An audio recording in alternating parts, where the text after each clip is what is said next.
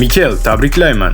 Bugun jamoangiz, muxlislar va o'zingizdan qanchalik faxrlanayotganingizni ayta olasizmi? Ajoyib kecha.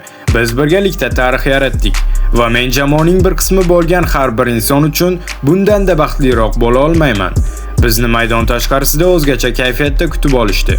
Muxlislarimiz yaratgan muhit, energiya, ular har lahzada biz bilan birga bo'lishdi. Shunisi bilan ham o'zgacha muhit yaratildi.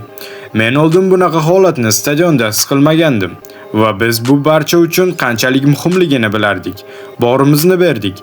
Bolalar ajoyib o'ynashdi va 20 yildan keyin tariximizda ikkinchi bor biz yana Chempionlar Ligasi finaliga qaytdik. BBCdan Alex. Salom Mikel. Mavsum davomidagi mag'lubiyatsiz seriyadan qanchalik faxrlanyapsiz? Mavsumdagi eng yaxshi o'yinchilaringizdan ba'zilari bu musobaqada ham bo'lgandek tuyuladi. Ha, chunki bu bosqichda barcha raqiblar qanchalik qiyin va murakkab ekanligini bilamiz. Va Atletico, ular ajoyib jamoa.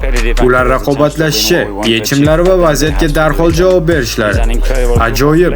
Shu sababdan ham ular shu yerda. Diego, u yerda ajoyib ishlar qilyapti. Farq juda kichkina edi va bu kecha ular biz uchun kechishdi. CBSdan James. Salom Mikel. Top Salibaning boshiga tegib qayerga borayotganini ko'rganingda, keyin Gabriel Kunseyfini amalga oshirganida sening xayolingdan nimalar o'tdi? Shu zahoti ayolim, bolalarim, singlim va jamoaning bir qismiga aylangan insonlar haqida o'yladim. Chunki darhol nimani his qilishimni bilardim. Ammo, siz o'ylab aytishingiz mumkin, mayli bu ajoyib kecha bo'ladi deb. Qachonki kimningdir ko'ziga qaraganingizda shular aks etganda, muxlislarga qaraysiz va ular qanchalik faxrlanishadi va baxtli bo'lishadi. Aynan shu payt bizning ishimiz mantiqiy to'g'ri keladi.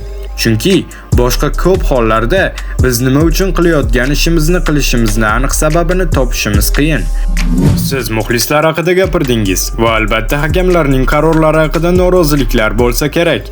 Ba'zi bahsli vaziyatlar bo'ldi. Ular haqida nima deya olasiz? Griezmann ishtirokidagi oddiy harakatga to'xtalmoqchi emasman.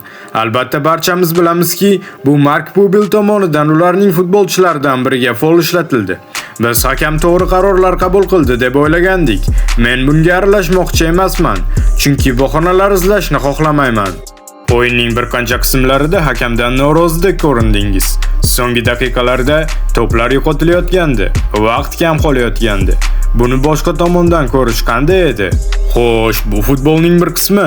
Barchamiz bilamizki, o'yinning bir qismiga kelganda barchamiz o'yin tezroq o'tishini xohlaymiz. O'ylaymanki, Arteta Arsenalda ajoyib ishlar qilyapti. U uzoq vaqtlardan beri Chempionlar Ligasiga chiqishga va ligani yutishga harakat qilyapti. Ular ancha katta iqtisodiy kuchga ega. Bu ularning qilayotgan ishlari bilan bog'liq va men ular uchun xursandman. Ular bunga loyiq. Ular ancha yillar davomida qattiq mehnat qilib kelishmoqda.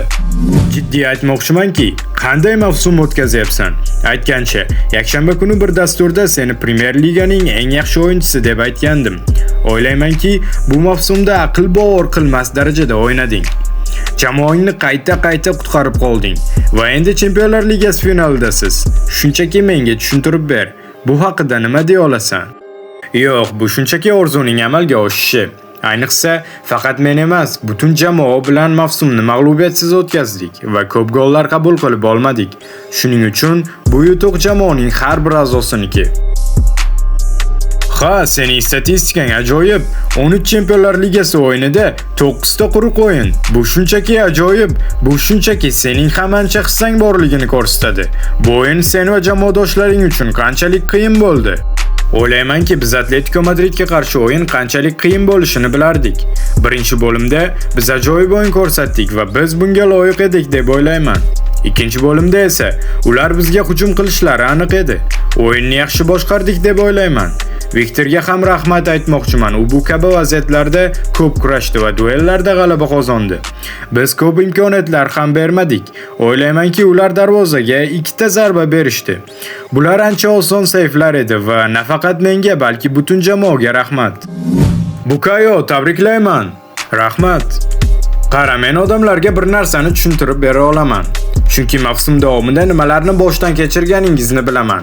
Odamlardan eshitgan narsalaringiz uchun nimalarga chidashingizni, nafaqat bu kecha, balki boshqa kuni Fulhamga qarshi o'ynash uchun nima qilish kerakligini bilaman. Finalga chiqish uchun jismoniy va ruhiy jihatdan qanchalik qiyinchiliklarga duch kelganingizni tushuntirib bera olasammi? Va barchamiz hali yana o'ynashimiz kerakligini bilamiz. Faqat rostini ayt. Bu oson emasligini tushuntirib bera olasammi? Yo'q, bu oson emas. Nima ham deyishim mumkin? Menga bu vaqt emasdek tuyulyapti.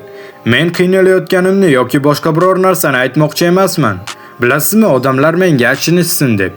Men o'sha maydonga tushib, moslashib olganimdan so'ng duch keladigan har qanday tanqidga tayyor bo'lishim kerak. Biz Chempionlar Ligasi, Premier Liga kabi muhim yutuqlar uchun kurashyapmiz. Albatta o'ynamasangiz tanqid qilishadi, lekin men juda xursandman, chunki mavsum davomida siz bilan gaplashdim. Siz men uchun yonimda bo'ldingiz. Bu qanday bo'lganini bilasiz. Lekin bilasizmi, bugun men, oilam va barcha Arsenal muxlislari uchun o'zgacha kun bo'ldi.